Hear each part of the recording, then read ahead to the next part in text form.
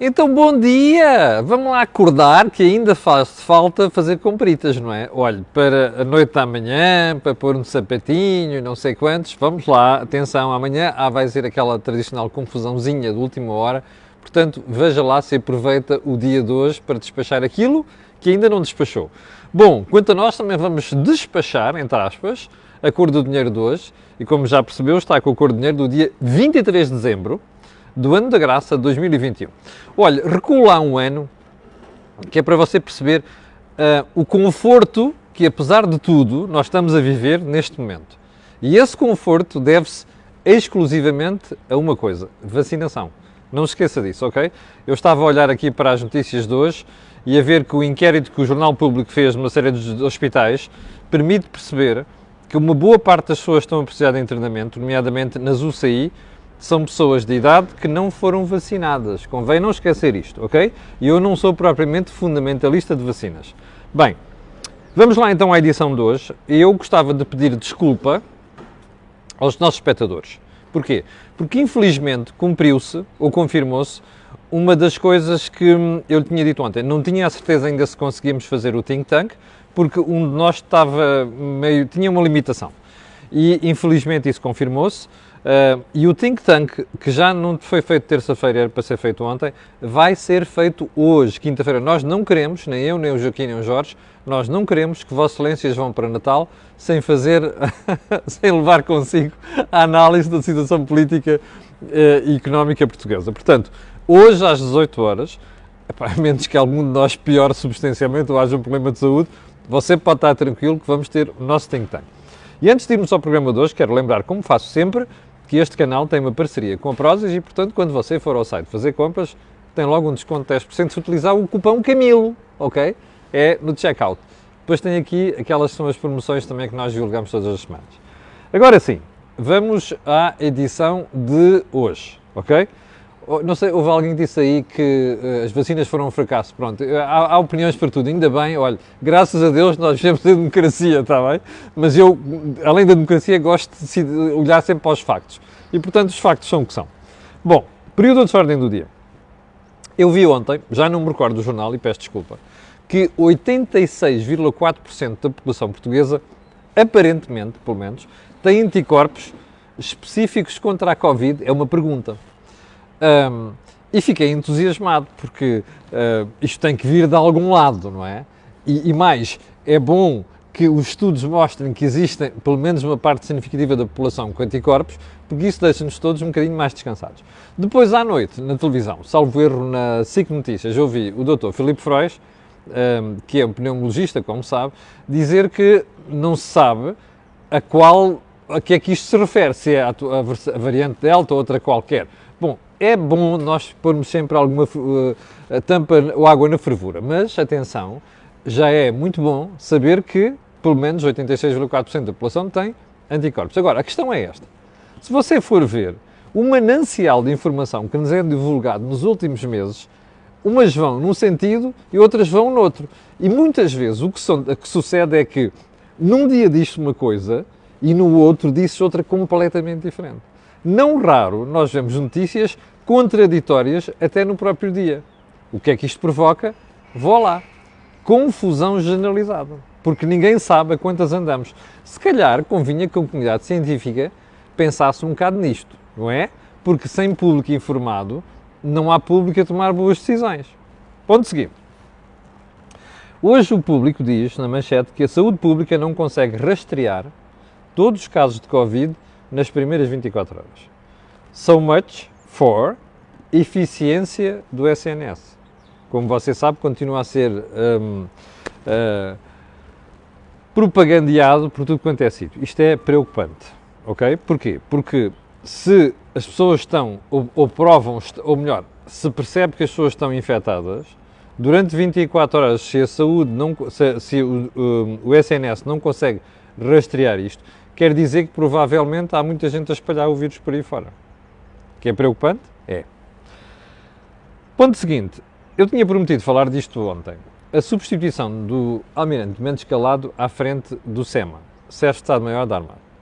Como você sabe, o que se passou há 2 meses foi uma sujeira e foi uma vergonha, protagonizada pelo Governo, em relação ao responsável da Marinha, o atual, em relação ao Presidente da República, a quem cabe em último lugar aprovar estas coisas, e em terceiro lugar ao Vice-Almirante Gouveia Melo, que não precisava daquela sujeira e daquela pouca vergonha que foi a forma como aquilo foi anunciado. Bom, na altura o Sr. Presidente da República meteu os pés à parede, como se costuma dizer, passa a expressão, e a coisa ficou em águas de bacalhau. Mas parece, a avaliar porque soube antes de ontem, que o Governo voltou à carga. Bem, a substituição, como se sabe, estava acordada há muito tempo. O que não era preciso é que isto fosse divulgado desta maneira e acontecesse desta maneira. O que mostra que o Sr. Ministro da Defesa tem um problema. Aliás, antigamente era Eduardo Cabrita e o antecessor dele até, que colecionava disparates. Pelos vistos, Gomes Cravinho, que é uma pessoa por quem até tenho algum respeito, quer optar pela mesma bitola. Isto não lhe fica bem. Como não fica bem depois de estar a envolver Gouveia Melo nisto tudo, aproveito para dizer também que sei de fonte segura, e não foi o Vice-Almirante que me contou isto, foram as minhas fontes militares, que o Vice-Almirante Gouveia Melo andava incomodado há variadíssimas semanas com este episódio. E, como se costuma dizer na gíria, enquanto o pai não morre, nem o pai morre, nem a gente come a sopa. E a verdade é que isto era a situação em que estava Gouveia Melo. Portanto, todo este processo é de uma falta de transparência, de uma falta de lisura e uma falta de bom senso impressionantes. Porque mostra que o Governo, isto é uma questão de pretores, há uma série de pretores no Governo, e quando querem alguma coisa gostam de mostrar que querem, podem e mandam. Isto não fica muito bem, sobretudo quando nós estamos a lidar com instituições centenárias, como é o caso dos militares, não é? Já agora, convém recordar ao Sr. Ministro Gomes Cravinho e ao Sr. Primeiro-Ministro que manda nele, que a instituição militar acompanha a formação de Portugal desde 1143, ok? É bom não esquecer isto. Nós devemos respeito às instituições. Bom, ponto seguinte.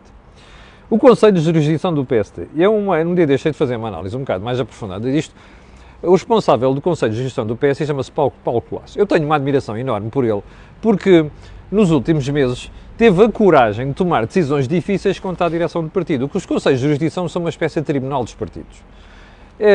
E o Paulo Colasso tomou uma série de decisões contra a direção do Rui Rio. Uma boa parte delas, uma parte significativa delas, acabou por ser confirmada, mesmo quando houve recursos. Bom, gostei de ver neste Congresso, e não falei disto oportunamente porque não houve tempo, mas tenho que falar, que gostei de ver no Congresso que Rui Rio foi escolher Nuno Moraes Charmente para concorrer contra Paulo Colasso. Perdeu. E eu não falei disto porque soube que, entretanto, ia-se pedir uma recontagem de votos para ver se era mesmo assim. Perdeu. Eu acho isto importante, porque não tem de estar no Conselho de Jurisdição, que é um tribunal, é bom dizer, a mesma linha que está na direção. Porque senão há tendência a fazer fretes. Portanto, eu só posso dar os parabéns aos militantes do PSD que fizeram isto. E, portanto, Rui Rio tem ali um Conselho de Jurisdição à altura para lhe fazer frente quando for preciso. E isto é muito importante. Eu já sei que vem para aí muita conversa sobre esta história, nem vá para o sul. A entrevista do CEO da TAP, o último ponto do Preciso Ordem do dia, que é uma coisa que está, deixa-me mostrar-lhe aqui, desculpe lá, na manchete dos nossos amigos do Jornal Público. A senhora Christine Urmier-Widener, que diz sumariamente que só se consegue concluir o plano da TAP se todos estiverem alinhados. Fechar aspas. Eu não li a entrevista, vou vê-la com cuidado e amanhã, que amanhã vai haver Cor do Dinheiro, estarei aqui para comentar. Mas quero apenas dizer isto. Eu acho que a palavra-chave aqui não é alinhados, é todos. Quem são os todos? É o país? São os sindicatos? São os trabalhadores? Há uma coisa que eu sei. Com aquela proliferação sindical na TAP, não acredito que a empresa alguma vez se safe, ok? Mas, se vocês somar isto à proliferação de comissários políticos que passam pela empresa, muito menos. E já agora, daqui a pouco vamos comentar a segunda entrevista que Pedro Nuno Santos deu sobre a TAP. Foi ontem à noite e foi há SIC Notícias. Depois, na noite anterior, tem estado na CNN 24. Eu sei que você pode achar que isto é um exagero, mas não é. A TAP custa-nos 3,7 mil milhões de euros e, como você vai ver hoje no final do programa, não é só esta empresa que nos custa massa à conta da inépcia do governo. Ouviu bem? A expressão é inépcia do governo. Bom, vamos lá ao assunto principal de hoje. Ontem houve mais um recorde no mercado de eletricidade. O megawatt-hora bateu, ou melhor, hoje deve chegar lá a rondar os 384 euros. Ouviu bem? Megawatt-hora. 384 euros. Durante o dia, nos períodos de maior consumo, este valor vai ultrapassar os 400 euros. Sabe porquê é que isto acontece? Bom, só para você ter um termo de comparação. No ano passado, por esta altura do ano, eu fiz esta investigação ontem. Fui ver isto com cuidado, estive a falar com pessoas do setor. No ano passado, por esta altura, sabe quanto é que custava o megawatt-hora? 4,2. Não tem zero no fim. Não é 420. É 42 euros. Mais coisa, menos coisa. Andou ali uns dias a flutuar, 42 euros. Repare, durante o dia, hoje, isto vai atingir 406 ou 408 euros. Deixa-me fazer-lhe uma pergunta. De onde é que você pensa que vem esta disparidade de cotações? Eu vou-te explicar. O mercado já está desequilibrado. Porquê? Porque é assim, você tem consumidores de um lado, que são indústria, ou seja, empresas e particulares, famílias, nossas casas, e tem produtores. E esta oferta tem de estar adequada àquilo que é a procura. Nós estamos no inverno. O que é que sucedeu à oferta nos últimos anos? Isto é uma tempestade que vai formando, não é uma coisa que acontece de um momento para o outro. Bem, o que aconteceu nos últimos anos foi que a pancada fundamentalista barra ambientalista levou os governos a meterem o rabito entre as pernas, inclusive a senhora Merkel, não é? E tomarem decisões estúpidas no mercado de energia. Que é, como estes gajos todos andam com a pancada do ambientalismo e não queremos perder votos, repare, eu não estou a condenar o ambientalismo. O ambientalismo faz sentido. O que não faz sentido é a pancada. E a pancada é assim, vamos acabar já com as centrais térmicas, bom, carvão de um lado e carvão já estava decidido que íamos acabar. Fuel oil e gás. Bem, e a malta diz assim, espera aí, então o que é que vai chegar para colmatar isto? Renováveis. Renováveis têm uma limitação. E como eu estou farto de dizer aqui, isto não é preciso ser especialista, é bom senso. Quando você, na oferta, faz uma contração rápida e não tem tempo de ajustar, e a procura continua elevada, só há uma coisa que acontece. Alô, malta ambientalista, é os preços upa-upa. E é o que está a acontecer. Você perguntará, então mas o que é que mudou ontem e hoje, ou na semana passada e esta semana, para isto estar a bater recordes novamente? É muito simples. 4 reatores franceses de energia nuclear foram para manutenção. Mas, na sexta-feira, houve um outro reator que teve que parar.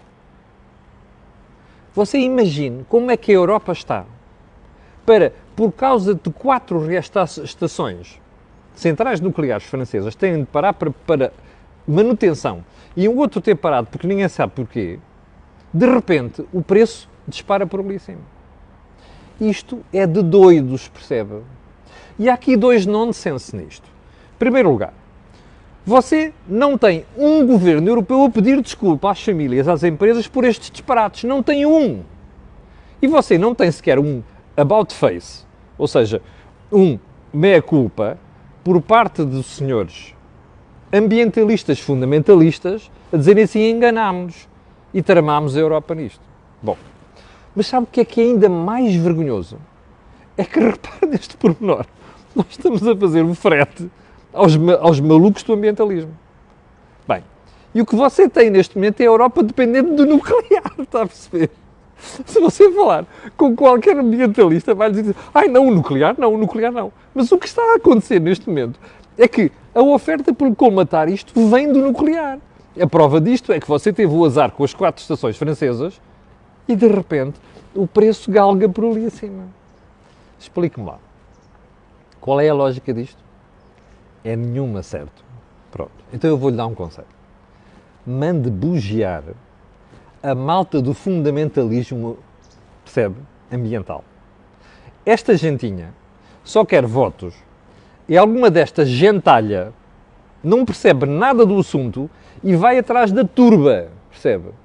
Se você estudar história e os casos em que os governantes vão atrás da turba, volta e meia só aconteceu uma coisa, deu borrada. Mais uma vez, dá borrada. E eu tenho que bater palmas aos senhores franceses que não foram naquela maluquice da senhora Merkel, foi dos piores disparates que ela fez, a seguir a Fukushima, foi dar cabo das, das centrais nucleares alemãs, percebe? Portanto, veja só o nível em que a Europa está. Andamos a dizer renováveis e de repente a gente está dependente das nucleares. Epá, tenham vergonha. A sério, tenham vergonha. Bom, os ambientalistas, fundamentalistas e os governos que vão atrás deles. Ok? Bom, então vamos lá. Vamos voltar à TAP. E porquê? Ontem, como era de esperar, bom, a Bruxelas já obrigou a TAP a vender 18 slots. Remember? Falámos disto ontem. Ontem vieram logo duas low cost fazer marcação. O que eu gosto, Sr. O'Leary, é isto. O tipo não brinca em serviço. E quando peguem na canela, vai até ao fim. E eu não quero saber se a canela, neste caso, é portuguesa. Quero saber é se estamos a cumprir a lei. Bom, então ele ontem veio logo dizer assim, 18 slots, não chega. É natural. Ele tinha, há uma série de semanas, aparecido com a proposta de, não, a TAP tem de vender 250 slots. Quer dizer, isto também era um disparate completo. Mas pronto, quem está do outro lado está a negociar e está a fazer pressão e faz todo sentido, para ele faz sentido. E ele perdeu nisto, porque de facto aqui Pedro Nuno Santos, como eu já disse ontem, teve uma vitória. Foram só 18 slots. Mas atenção, primeiro, é preciso não esquecer que ele está a fazer marcação. E é bom contar com isto. Segundo, a EasyJet já veio dizer, não, vamos fazer aqui um leilão para saber quem é que fica com isto. Bem, ainda bem, e espero que este processo seja rápido e seja transparente. Sabe porquê? Porque daqui, nas próximas semanas, vai-se preparar o próximo verão, não é a primavera, é o verão e o que vem a seguir. Portanto, do ponto de vista de turismo, porque a Ryanair neste momento puxa mais turistas europeus para Portugal do que outra coisa qualquer, não é a TAP. Não é a TAP, estás do Brasil, da África, dos Estados Unidos e não sei se mais de algum sítio, mas... e imigrantes, mas pronto. A Ryanair e estas low cost são aquelas que puxam mais turismo da Europa para Portugal, portanto é importante que isto fique clarinho, ok? Vamos ver se a malta se despacha com isto. Bem, já agora, voltamos à TAP, vamos aqui a uma entrevista de ontem do Dr. Pedro Nuno Santos, o Ministro das Infraestruturas. Primeiro, foi à SIC Notícias, eu tenho que começar por dizer uma coisa. A entrevista que a Patrícia Carvalho lhe fez ontem estava um mimo. Primeiro, sóbria. Segundo, eu gosto muito da Ana Patrícia Carvalho, confesso. Tenho que dizer, ela tem um estilo jornalístico muito bom. Não perdeu a paciência, sorriu e fez perguntas difíceis a Pedro Nuno Santos, que é uma coisa que eu raramente vejo fazer. E fez que aquilo com uma elegância tal que o Pedro Nuno Santos foi obrigado, primeiro, a manter o registro menos triunfalista do que na entrevista à CNN em Portugal, vá lá ver. E em segundo lugar, pasme-se, obrigou o Pedro Nuno Santos a sorrir em certos momentos. E inclusive conseguiu entalá-lo. Bem, vamos lá fazer aqui um sumáriozinho. Primeiro, a Patrícia Carvalho sugeriu uma comparação entre o BES e a TAP. Pedro Nuno Santos não estava à espera desta. O resgate do BES e o resgate da TAP. Então não tem nada a ver uma coisa com a outra, até porque num caso, o BES, o novo banco, foi vendido à Lone Star e a TAP continua portuguesa.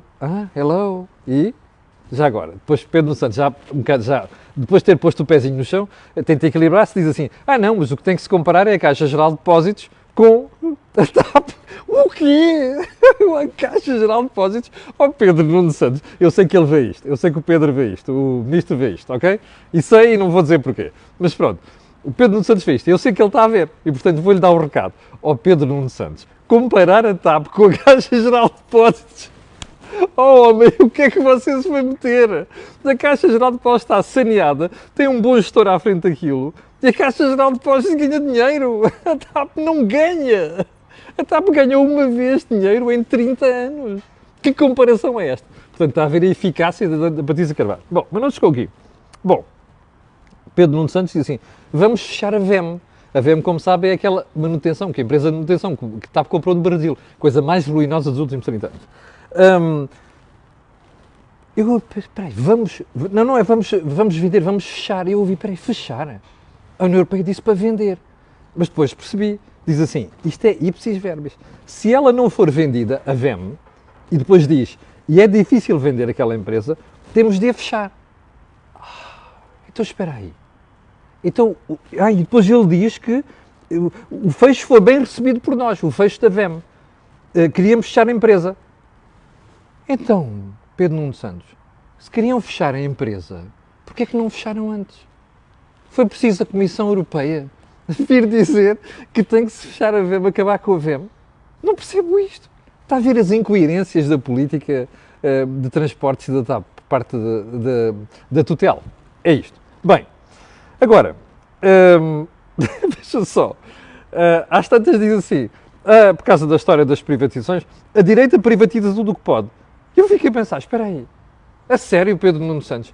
Então o senhor vai privatizar a TAP, vai vendê-la, ele ontem dizia que são 3 fundos e 3 companhias aéreas, Lufthansa, Turkish Airlines e fala-se de uma outra, que eu não tenho a certeza, não quero falar aqui. Bom, nos fundos parece que ele não quer vender, senão ainda vai ser acusado de fazer como fez a venda do Novo Banco. Mas agora espera aí, ele está a dizer que a direita é que privatiza tudo, mas o Pedro Nuno Santos é que vai privatizar, espera aí, olha, vai privatizar a TAP e vai privatizar a EFASEC. A que custo? Tudo torrar dinheiro para o contribuinte. Mas já lá vamos, vai ficar para a seguir. E, finalmente, porque, quando a Patrícia Carvalho pergunta assim, porquê é que o fecho da VEM não foi feito antes? Não é fácil, tem custos muito grandes. Pois é. Então, Pedro Nuno Santos, o amigo dos trabalhadores, o amigo daquela malta toda. Aliás, eu amanhã ainda vou acabar de fazer uma análise sobre o comportamento de Pedro Nuno Santos, fica prometido para amanhã. Todo este processo, todos estes processos, que é para a gente perceber a incoerência daquilo que a extrema-esquerda diz. E eu sei que Pedro Nuno Santos não é de extrema-esquerda, mas é da parte mais esquerda do Partido Socialista, encostado à extrema-esquerda, as incoerências entre o que esta malta diz e aquilo que faz. Portanto, como eu sei que o Pedro Nuno Santos está a ver o programa agora, ele pode ficar descansadinho, que amanhã vamos voltar a falar do assunto. Bem, e não sei como é que já vamos de tempo. 8h22, que horror! Onde é que eu ainda posso dizer hoje, que é para não tramarmos aqui mais o tempo? Ia falar da privatização da EFASEC, mas olha, eu vou deixar isto para amanhã. Mas há uma coisa que queria tratar hoje. É que, é para você perceber, quando nós erramos, pedimos desculpa. Ainda ontem eu disse, Pedro Nuno Santos teve uma vitória na TAP e, portanto, eu enganei-me, pensei que a Comissão Europeia ia ser mais dura, mas agora tenho que também puxar os galões pela cor do dinheiro. E porquê? Esteve cá em Portugal uma senhora chamada Caroline Klein. Ela é Chief Economist da OCDE. E uma das coisas que esta senhora disse foi, apesar do orçamento ter chumbado, o que estava lá escrito dava para começar a fazer já a consolidação orçamental em 2022. Isto é, pôr o déficit orçamental abaixo de 3%. Você lembra-se o que é que eu disse aqui há 3 meses? Quando apareceram as primeiras previsões de déficit para 2022. Lembra-se qual era? 3,2%. O que é que eu lhe disse aqui? Que o ministro João Leão ia fazer tudo o possível para pôr o déficit abaixo de 3%. Qual é que foi o veredito da OCDE? Exatamente isto. Há uma coisa que lhe quero dizer.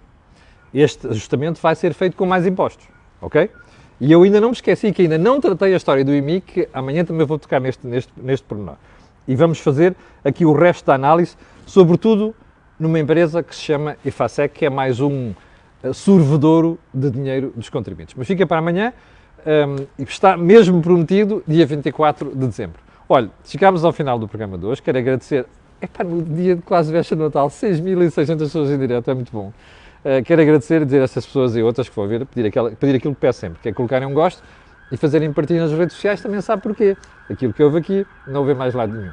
Só mais uma coisa, não esqueça, Think Tank, às 18 horas. Eu, Jorge Marrão e Joaquim Aguiar. Fique bem e até às 18 horas. Com licença.